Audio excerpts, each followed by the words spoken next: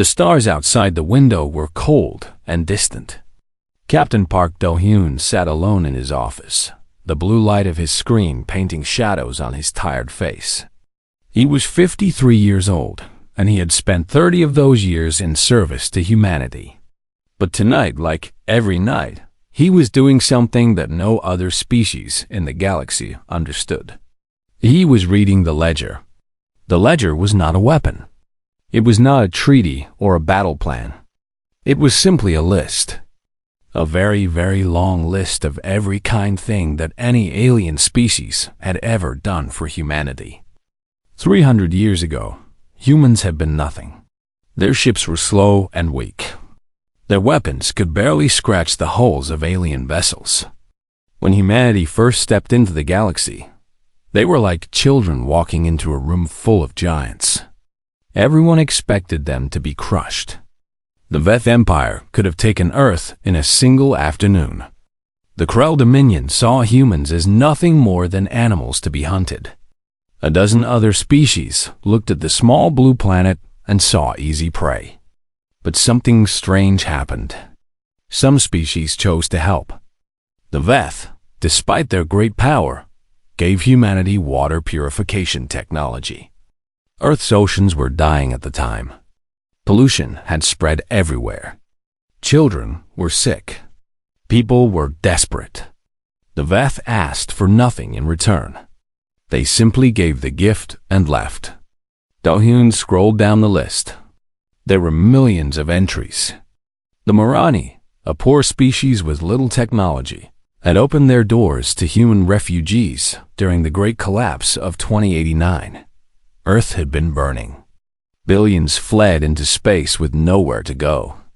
The Marani had barely enough food for themselves, but they shared what little they had. They let human children sleep in their homes.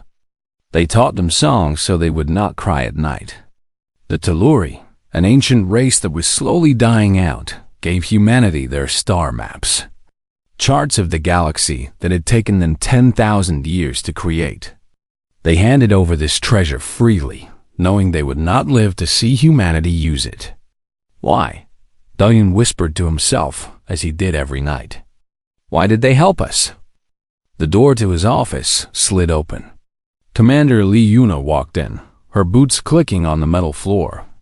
She was 10 years younger than Do-hyun, with sharp eyes and silver streaks running through her black hair. She had been his second-in-command for 5 years, and she knew him better than anyone. Still reading? She asked. Always. Yuna sat down across from him. The council sent another message. They want to know why we are sending ships to the Veth system. Do-hyun did not look up from the screen. What did you tell them? I told them to wait. A small smile crossed Do-hyun's face. Good. The Galactic Council was made up of the 12 most powerful species in the known universe. They made the rules. They decided who lived and who died. They had ignored humanity for centuries, seeing them as too small to matter. But humanity had grown. Slowly, quietly, humans had spread across the stars. They built ships. They trained soldiers. They developed technology that surprised everyone. And through it all, they kept the ledger. How many debts do we still owe? Do-hyun asked. Yuna checked her tablet. 4,712. And how many have we repaid? 83,000, officially recorded. Do-hyun finally looked up. His eyes were tired but determined. That means we have work to do. Yuna leaned forward. The Veth are in trouble. Civil war.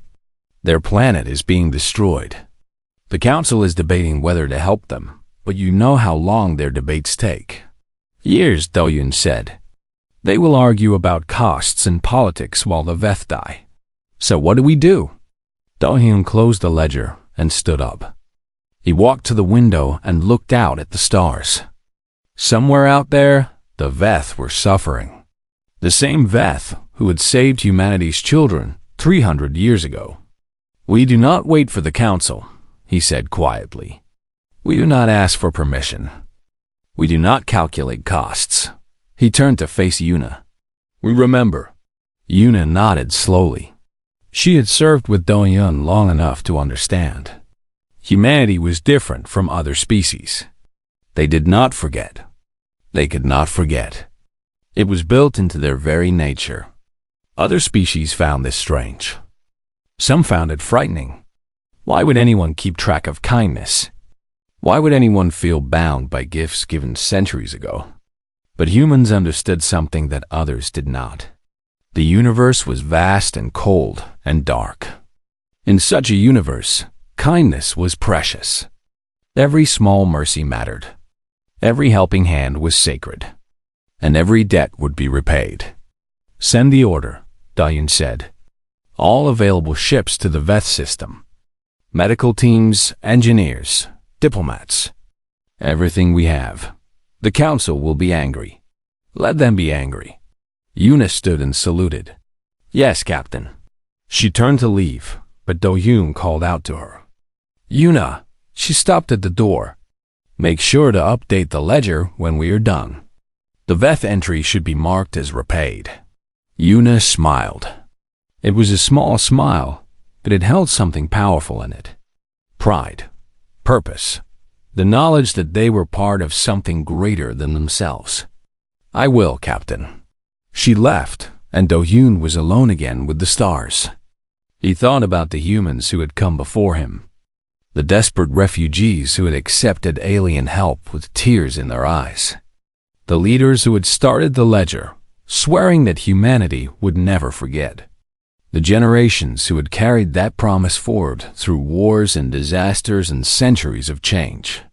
They had all believed in the same simple truth. Kindness matters. Memory matters. Gratitude matters. And humanity would prove it to the galaxy, one debt at a time. Do-hyun sat back down and opened the ledger again. There were still thousands of entries to review. Thousands of species who had helped humanity when they were weak. Each one would be remembered. Each one would be repaid. This was humanity's promise. This was their purpose. This was what made them different from every other species in the cold, vast universe. They never forgot. The planet below was dying. Admiral Kang Soo-jin stood on the bridge of the battleship Gratitude, watching the view screen with steady eyes. Veth Prime hung in space like a wounded animal. Once, it had been beautiful. Blue oceans, green forests, cities that sparkled like jewels. Now, smoke covered everything. The oceans had turned brown with poison. Fires burned across 3 continents. 200 human ships floated in orbit around the planet. They had traveled for weeks to get here. They had come without asking permission from anyone.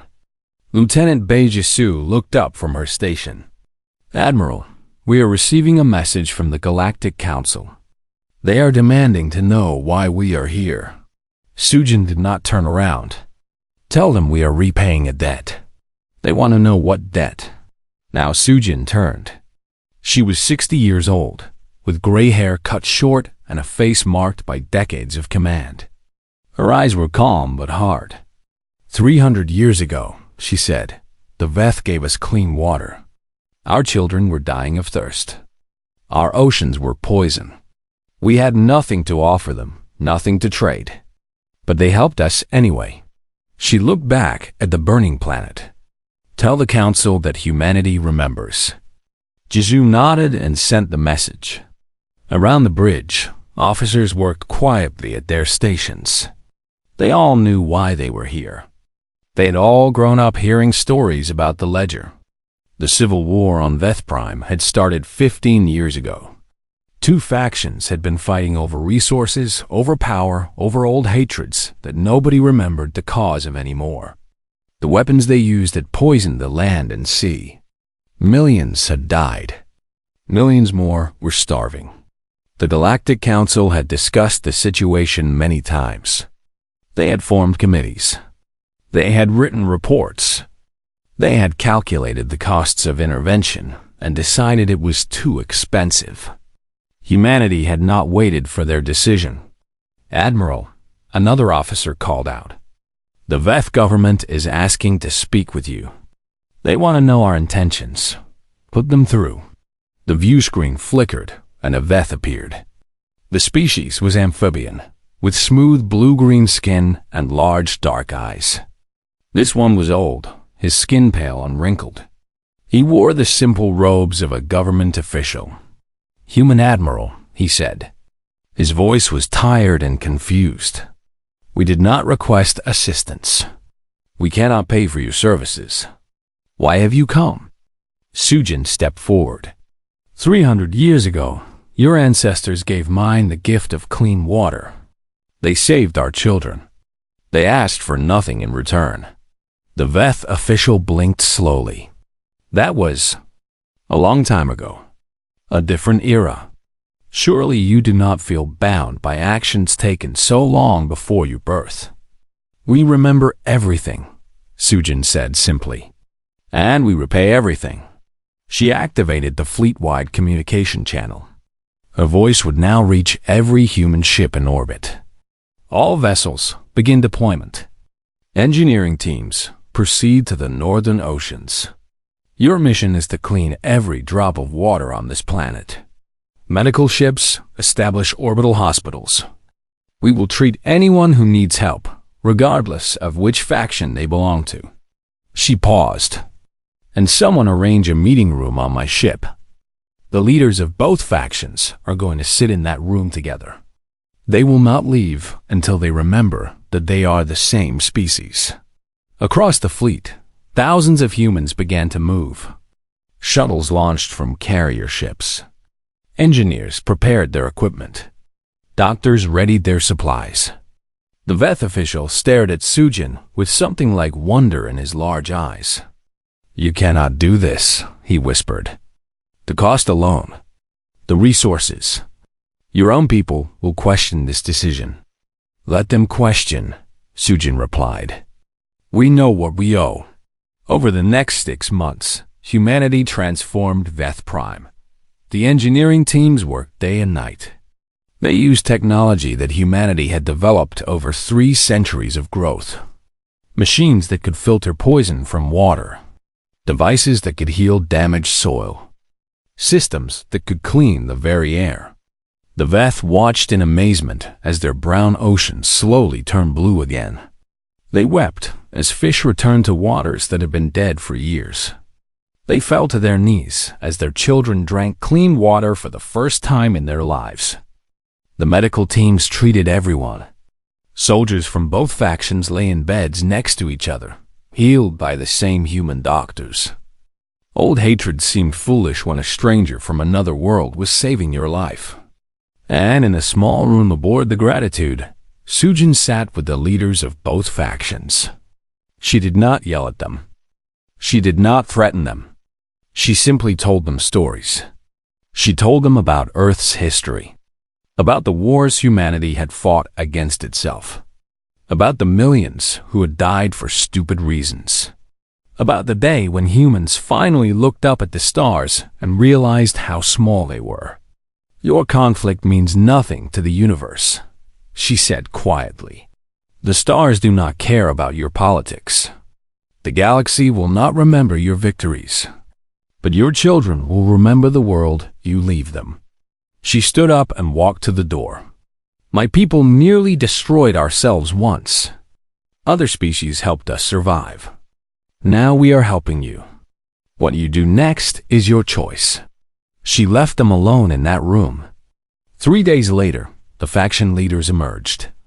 They had reached an agreement. The war was over.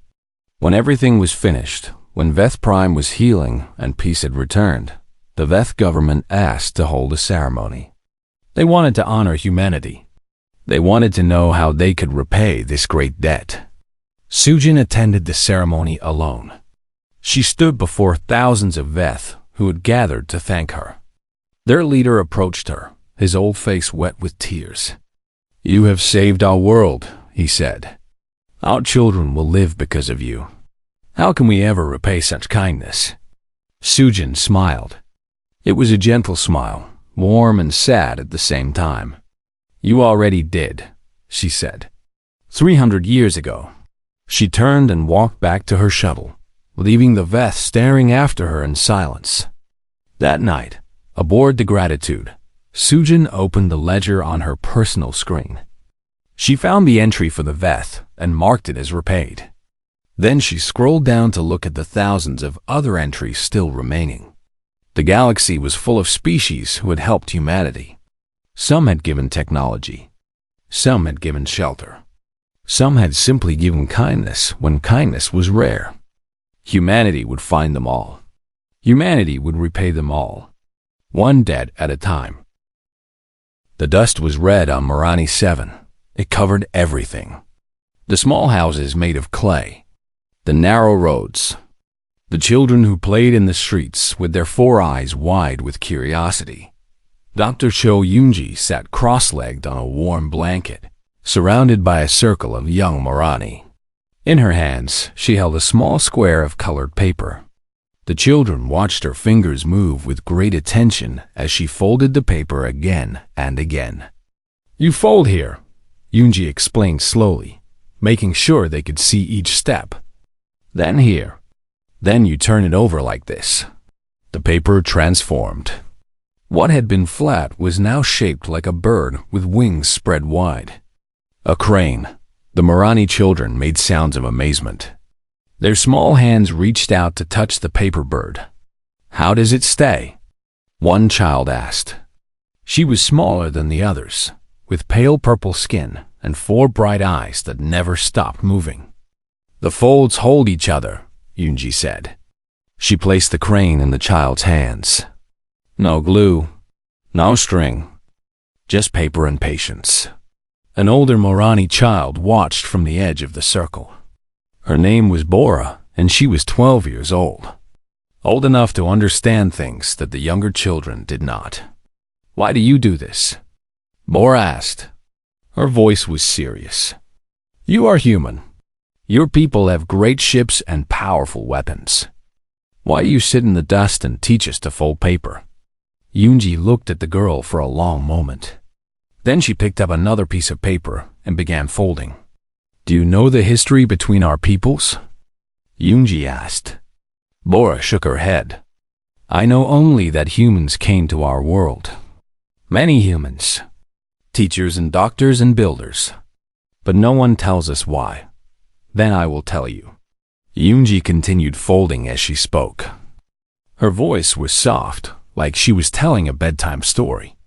"A long time ago, before I was born, before my grandmother was born, something terrible happened on Earth, our home planet.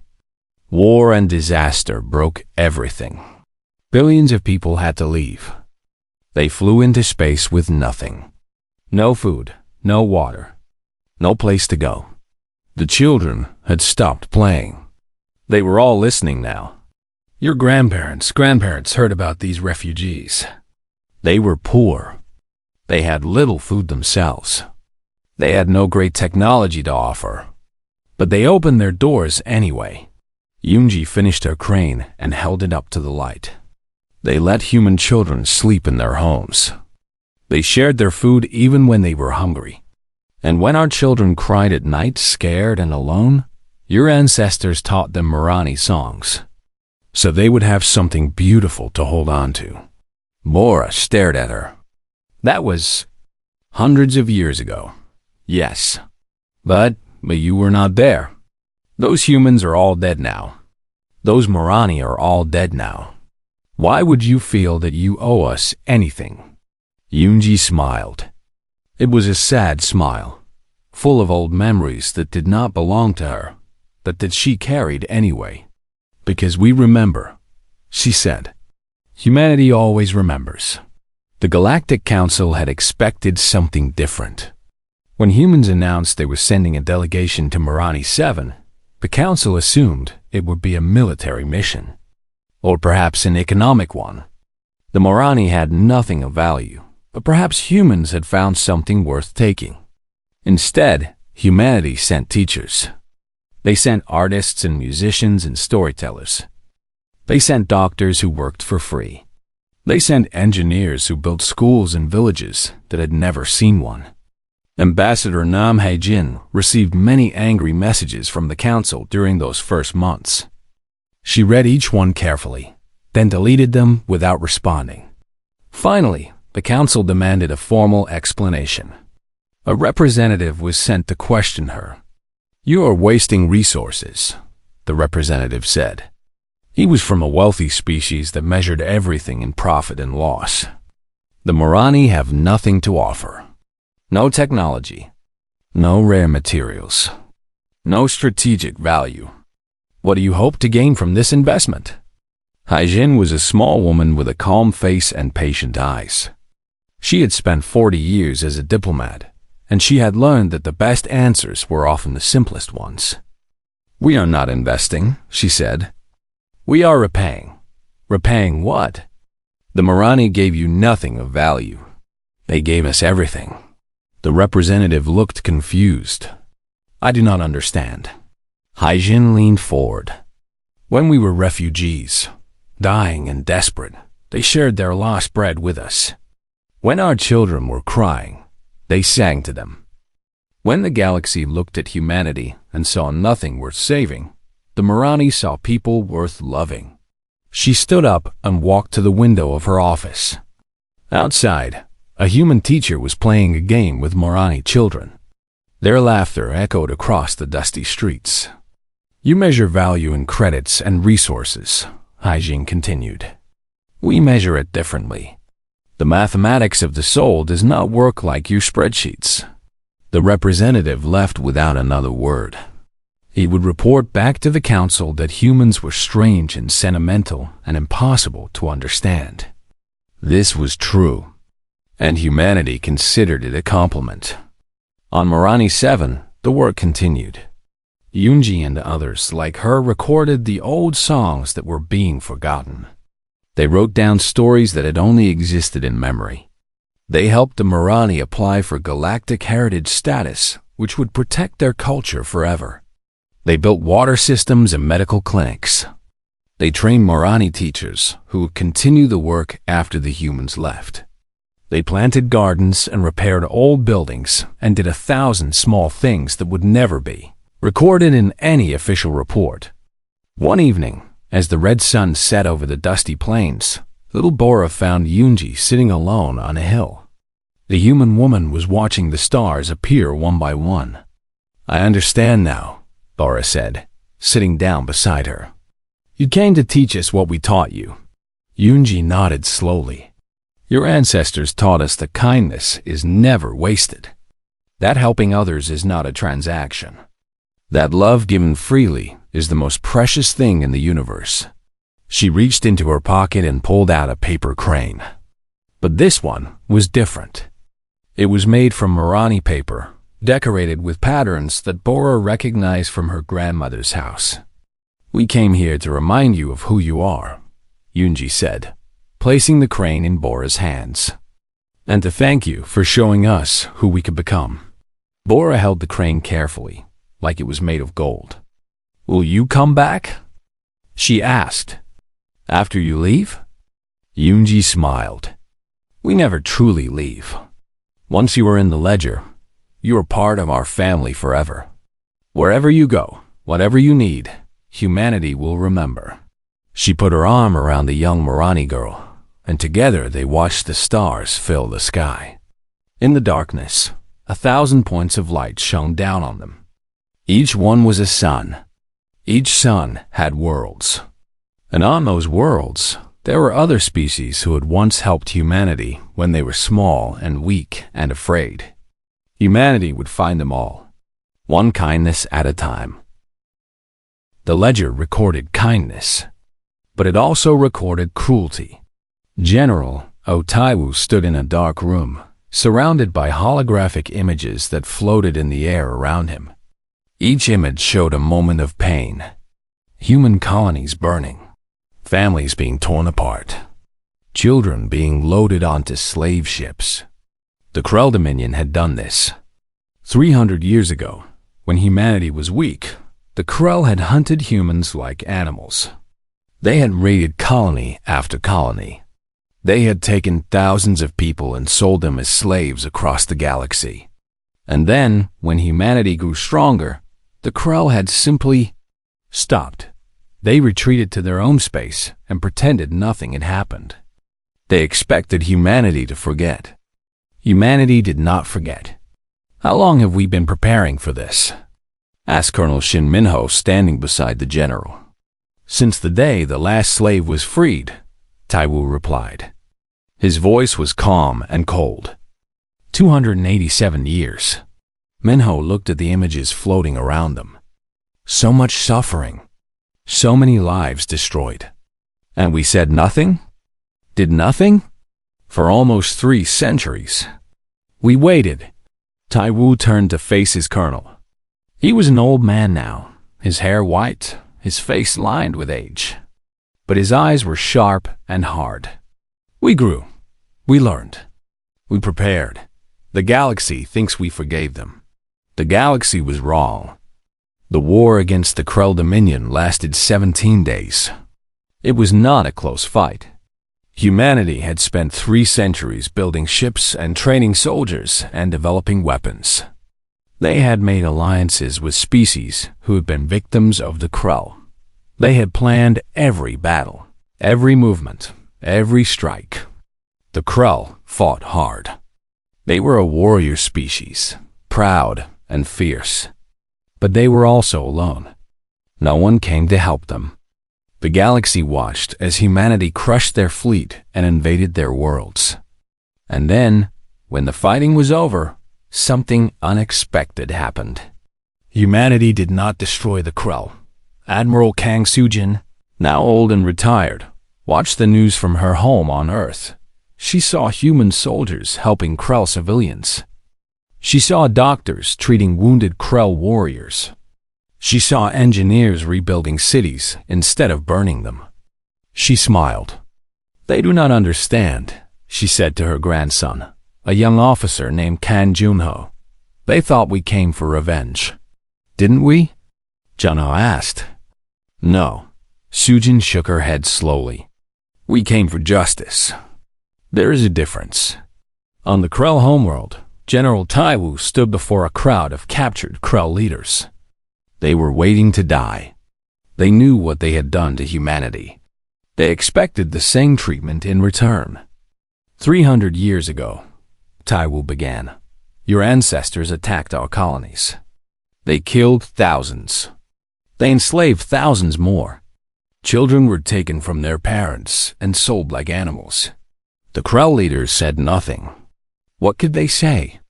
Every name is recorded, Taiwu continued. Every victim. Every crime. We remember all of it. He paused. But we also remember something else. We remember that not every Krell supported the raids. We remember that some of your people tried to stop them. We remember that cruelty does not define an entire species. The Krell stared at him with confusion in their eyes. We are not here to destroy you, Taiwu said. We are here to balance the scales. Courts were built. Fair courts with judges from many different species. Every Krell who had participated in the crimes was put on trial. Those who were guilty were punished. Those who were innocent were freed. The families of slaves received compensation, not through theft or plunder, but through labor. Krell workers helped rebuild the human colonies their ancestors had destroyed. They built monuments to the victims. They recorded histories so that no one would ever forget what had happened. It took decades. It was hard and painful and often unfair. But slowly, the debt was paid. And then humanity did something that shocked the galaxy. They offered the Krell a place in the ledger. A young Krell diplomat named Vera stood before General Taiwu on the day the offer was made. She was only 30 years old, born long after the crimes of her ancestors. I do not understand, she said. Her voice trembled with confusion. We hurt you. We enslaved your people. Why would you offer us anything? Taiwu looked at her for a long moment. He was very old now, over 100 years. But his eyes were still sharp. You owed us a debt of blood, he said quietly. That debt is paid. What your ancestors did is not your fault. You did not choose to be born Crow. You did not choose to inherit their crimes. He stepped forward and placed a hand on her shoulder. Going forward, we start fresh. Help others when you can. Accept help when you need it. And remember that kindness matters more than species or history or old hatreds. Vera stared at him. You would trust us? After everything? Trust is earned, Taiwu admitted. But it must start somewhere. We choose to start here. The galaxy watched this with fear and wonder. They had expected humanity to destroy the Crow. They had expected revenge, hatred, eternal war. Instead, they saw something far more terrifying. They saw a species that kept its promises. Every promise.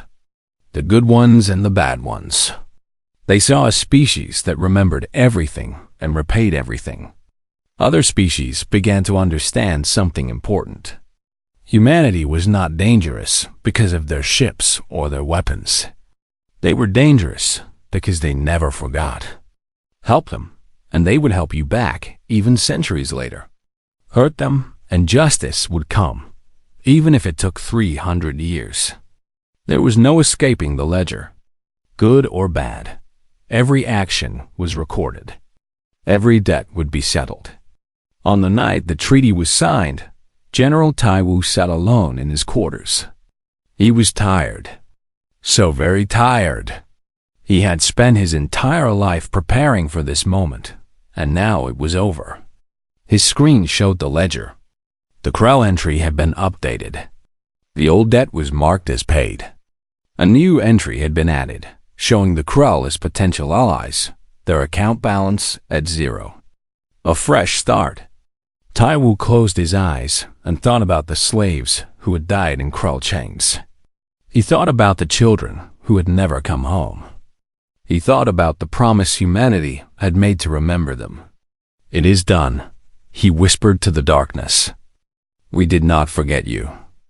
We never will. He opened his eyes and looked at the stars outside his window. Somewhere out there, other species were thinking about what they had seen. Some were afraid. Some were hopeful. Some were already planning to test humanity's resolve. Let them come, Taiwu thought. The ledger was eternal, and humanity always kept its books balanced. 1,000 years had passed since humanity first stepped into the stars. The galaxy had changed in ways that no one could have imagined. Empires had risen and fallen. Species had been born and gone extinct. Wars had been fought over things that no one remembered anymore. But through it all, humanity endured. And the ledger remained. President Yoon Sora stood at the window of her office, looking out at the city below. She was only 42 years old, the youngest human ever elected to lead her species. Behind her, screens showed news from 10,000 worlds where humans now lived. Madam President, her assistant said, the Galactic Assembly is ready for you. Sora nodded but did not turn around. How many species will be present? Representatives from over 1 million worlds. 1 million. Sora let that number sink in. When humanity first entered the galaxy, they had been one small species among thousands. Now, 1 million worlds waited to hear what humans had to say. She turned and walked toward the door. Let us not keep them waiting. The Galactic Assembly Hall was the largest structure ever built. It floated in space, big enough to hold representatives from every known civilization. Beings of light sat next to creatures made of stone. Intelligences that existed only in magnetic fields communicated with species that had no physical form at all. And at the center of it all, a single human woman walked to the podium. You have asked us why we keep the ledger, Sora began. Her voice was calm and clear. For 1,000 years, other species have questioned this tradition. They call it strange. They call it obsessive. Some call it dangerous. She paused and looked out at the assembly. 1 million species, watching and waiting. Let me tell you a story." She touched a control, and a hologram appeared above her. It showed a small, battered computer, scratched and dented, held together with tape and hope. This is the original ledger. It was created over 1,000 years ago, when humanity was weak and frightened and alone. Our planet was dying. Our people were scattered across the stars with nowhere to go. The hologram showed images of old Earth, polluted oceans, burning cities, desperate refugees fleeing into the unknown. We should have been forgotten. We should have been conquered. We were nothing. Less than nothing. Sora's voice grew softer. But something unexpected happened. Species we had never met chose to help us. The Veth gave us clean water. The Morani gave us shelter. The Telluri gave us the stars themselves. The hologram shifted, showing moments of kindness from across the centuries. A Veth scientist handing over technology. Morani families welcoming human children into their homes. Ancient Telluri elders passing on their star maps. They asked for nothing in return. They helped us because they believed that kindness mattered, that the universe did not have to be cold and cruel, that strangers could become friends. Sora looked directly into the cameras that were broadcasting her words to 1 trillion worlds. We remember what it was like to be small, to be frightened, to be alone in the dark, waiting for a hand that might never come. And when those hands reached out to us, we swore that we would never forget. She raised her voice. Every kindness is recorded. Every mercy is remembered. Every species that helped us when we were weak has been repaid. Not because we had to, not because anyone forced us, but because we believe what those first helpers believed. She paused. That kindness matters. That memory matters. That gratitude is not weakness, but strength. The assembly was silent. 1 million species, completely still. Some of you have heard us over the centuries. You know who you are. And you know that we did not forget that either. But we did not destroy you. We sought justice, not revenge. We balanced the scales, and then we moved forward. Sora stepped out from behind the podium and stood at the edge of the stage. This is humanity's promise to the galaxy. We keep our books balanced. We remember our friends. We repay every favor in ways no one expects. She smiled. It was a warm smile, but there was something fierce behind it. Help us, and we will help you. Hurt us, and justice will come. But know this, we would rather fill the ledger with kindness than with debts of blood. The choice of what we write is yours. For a moment, nothing happened. Then, slowly, the Veth representative rose from her seat. She was descended from the same people who had given humanity clean water 1,000 years ago. She said nothing. She simply stood. Next to her, the Morani representative stood as well. His ancestors had sheltered human refugees when no one else would. One by one, species began to rise. The reformed Krell, the grateful Telluri descendants, hundreds of others who had been helped by humanity over the centuries. Then thousands. Then tens of thousands. They stood in solidarity with the small species they had once helped, which had grown to help them in turn. It was not applause. It was something deeper. It was the galaxy acknowledging what humanity had become. Not through conquest. Not through technology. Not through power. Through memory. Through gratitude. Through the simple truth that humans never forgot. Sora watched them rise, and she felt the weight of 1,000 years of history on her shoulders. All the refugees who had accepted help with tears in their eyes. All the leaders who had sworn to remember. All the generations who had carried the ledger forward. They had all believed in the same simple idea, that the universe was vast and cold and indifferent, but that people did not have to be. That kindness, given freely, could echo across centuries. That a debt of gratitude was the most sacred debt of all. Sora bowed her head slightly, honoring the million species who stood before her. Then she spoke her final words.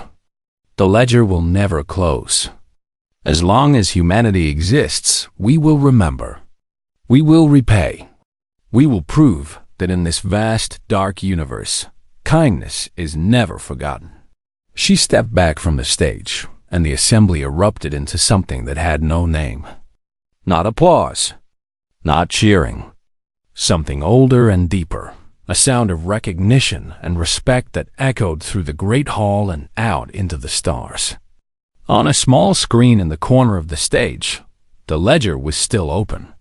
Millions of entries, spanning 1,000 years. Kindness is given and received. Debts paid and promises kept. And at the bottom, a simple inscription that had been there since the very beginning. The universe is vast and cold and indifferent. But we do not have to be. Humanity had proven those words true. And they would keep proving them forever.